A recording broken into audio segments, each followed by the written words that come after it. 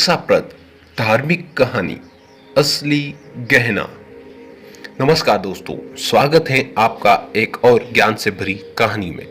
आज हमारी कहानी है शिक्षाप्रद धार्मिक कहानी असली गहना। धार्मिक कहानियों से भी हमें बहुत कुछ सीखने को मिलता है। एक समय की बात है, एक राजा थे। उनका नाम था चक्रवेणु। वह बड़े ही धर्मात्मा थे। राजा जनता से जो भी कर लेते थे सब जनहित में ही खर्च कर देते थे। उस धन से अपना कोई कार्य नहीं करते थे। अपने जीविकोपार्जन हेतु राजा और रानी दोनों खेती किया करते थे। उसी से जो पैदावार हो जाता था उसी से अपनी गृहस्थी चलाते थे, अपना जीवन निर्वाह करते थे। राजा रानी होकर भी साधारण से वस्त्र और साधारण सात्विक भोजन करते थे।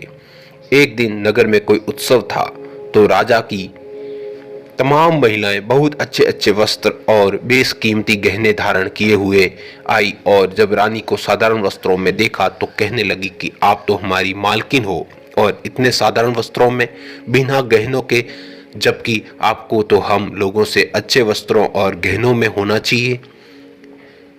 यह बात रानी के कोमल हृदय को छू गई, और रात में जब राजा निवास में आए तो रानी ने सारी बात बताते हुए कहा कि आज तो हमारी बहुत फजीत हुई, बेइज्जती भी हुई। सारी बात सुनने के बाद राजा ने क्या कहा, क्या करूं, मैं खेती करता हूं, जितना कमाई होती है घर गृहस्थी में ही खर्च हो जाता है। क्या करूं, प्रजा से आया धन मैं उन्हीं पर खर्च कर देता हूं। फिर भी आप परेशान न हो, मैं आपके लिए गहनों की व्यवस्था कर दूंगा, तुम धैर्य रखो। दूसरे दिन राजा ने अपने एक आदमी को बुलाया और कहा कि तुम लंकापति रावण के पास जाओ और कहो कि राजा चक्रवेणु ने आपसे कर मांगा है और उसे सोना ले आओ। व्यक्ति रावण के दरबार में गया और अपना महत्वत्व बताया।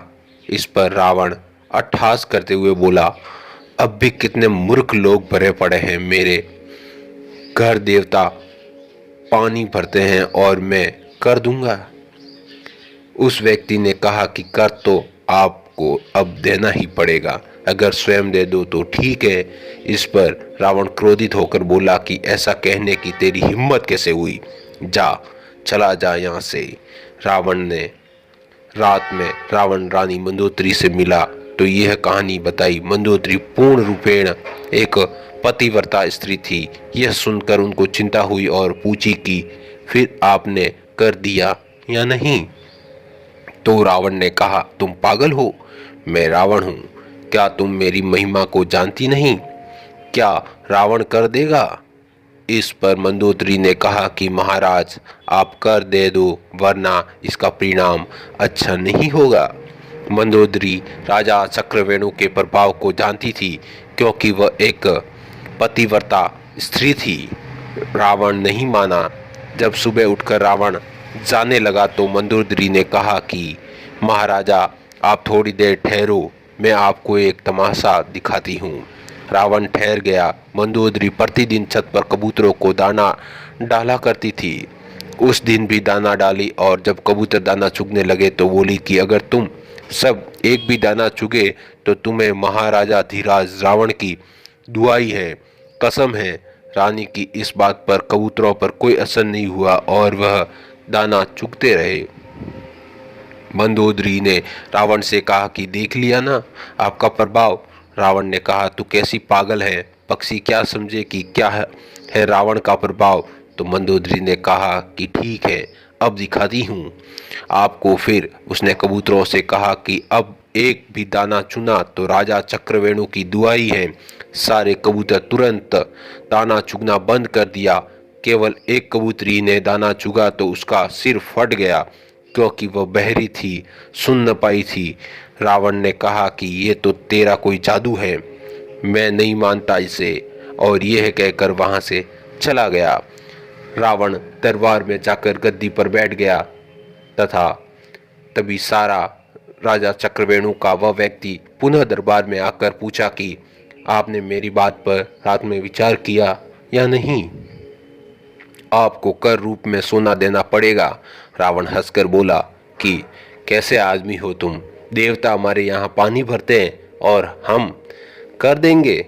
तब उस व्यक्ति ने कहा कि ठीक है, आप हमारे साथ थोड़ी देर के लिए समुद्र के किनारे चलिए। रावण किसी से डरता ही नहीं था, सो कहाँ चलो उसके साथ चला गया। उसने समुद्र के किनारे पहुंचकर लंका की आकृति बना दी और जैसे चार दरवाजे लंका में थे वैसे ही दरवाजे बना दिए। और रावण ने पूछा कि लंका ऐसी ही है ना?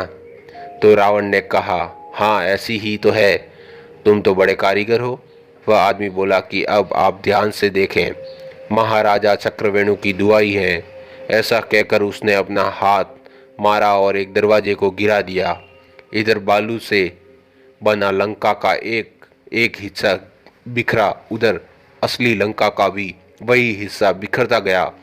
अब वह आदमी बोला कि कर देते हो या नहीं, नहीं तो मैं अभी हाथ मारकर सारी लंका बिखेर दूंगा।